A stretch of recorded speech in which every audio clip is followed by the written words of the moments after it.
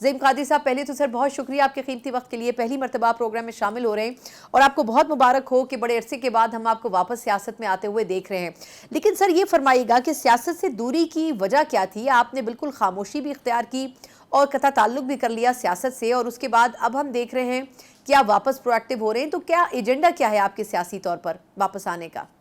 बहुत बहुत शुक्रिया मेरी बहन। एक तो आई एम रियली ग्रेटफुल कि आपने मुझे इनवाइट किया अपने प्रोग्राम में और मुझे ये एजाज़ बख्शा कि मैं लोगों तक अपनी बात आपके ज़रिए पहुंचा सकूं। यकीनन 6 बरस का अरसा एक पॉलिटिकल वर्कर के लिए बहुत बड़ा टाइम होता है कि वो सियासत से दूर रहे। मेरा जो प्रॉब्लम था वो ये था, बड़ा सीरियस और मतलब स्ट्रेट फॉरवर्डली, कि मेरा कॉन्शियंस क्लियर नहीं था कि मैं पिछले 25-30 बरस क्या करता रहा 2018 के इलेक्शनों में और उसके बाद सो फोर्थ। तो मैंने इस बेहतर समझा कि मैं घर बैठूं, मैं अपने आप को रीथिंक करूं, अपने आप को रीएडजस्ट करूं अपने घर में, अपने दीगर कामों में, रोजगार के मसाइल को हल करने की कोशिश करूं। क्योंकि मेरे से ना तो पैसे बनाए जाते हैं सियासत में, ना मुझे कुछ पे कोई पैसे खर्चता है।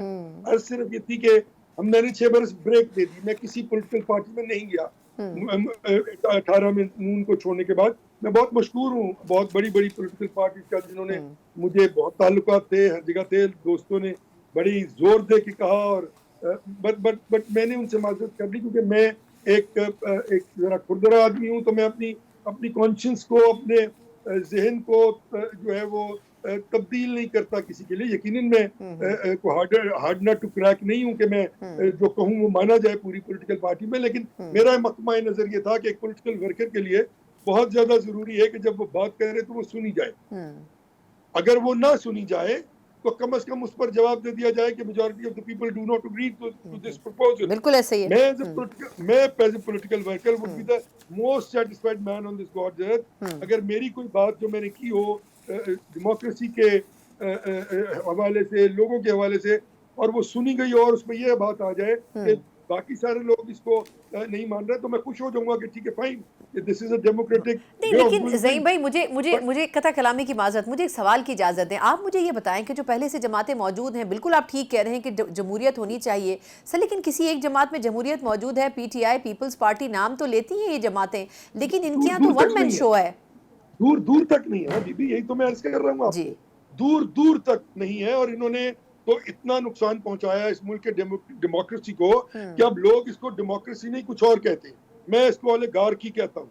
एक एक एक पॉलिटिकल साइंस में अगर आप पढ़ें तो जी वहां बिल्कुल। पे एक निजाम दे क्या, तो अब मैं तो इसको ओलिगार्की कहता हूँ कि 2-3 लोग, 10-20 लोग, ग्रास रूट लेवल तक लोग इकट्ठे करके अपने फाइनेंशियल एडवांटेजेस के लिए पॉलिसीज भी बनाते हैं, पैसे देते भी हैं, लेते भी हैं। टोटल से अभी देखे ना कितना बड़ा इल्जाम लग रहा है कि 2024 का इलेक्शन जो है ये पैसों का इलेक्शन था। कोई कह रहा है वो जावेद लतीफ साहब ने, तो ये आज ऐसे ही नहीं है। हुआ, ये पिछले 40-30 बरस की कहानी है। ये 85 में जियाउल हक साहब जब आए थे तो यही रिजीम चली थी।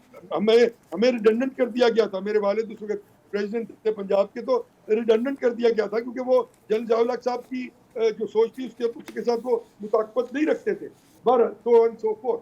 अर्ज ये है कि आपने इस मुल्क की डेमोक्रेसी को नुकसान दिया। डेमोक्रेसी को नुकसान देने के बाद आपने वो समरात जो असल जमहूरी प्रोसेस के होते हैं वो गरीब तक नहीं पहुंचने दिए। अब जब वो आपके ऊपर आके उनका बटन बैक कर दिया, उन्होंने उन्होंने रिस्पॉन्ड बैक कर दिया, उन्होंने फायर बैक कर दिया, तो आप तीनों के तीनों हमेशा अपनी तमाम तर इनकॉम्पिटेंस, करप्शन में नहीं कहता चले, आपकी डिसऑनेस्टी ओवर डिलीवरिंग थिंग्स, आपकी नेपोटिज्म, आपकी खुरा परवरी, और आपकी जो जबरी है उसको आपने मिलाकर अपने नुकसानात को, अपने किए हुए नुकसानात को यह कहकर इस्टेब्लिशमेंट पर डाल दिया कि भाई हमें तो काम नहीं करने दिया जाता।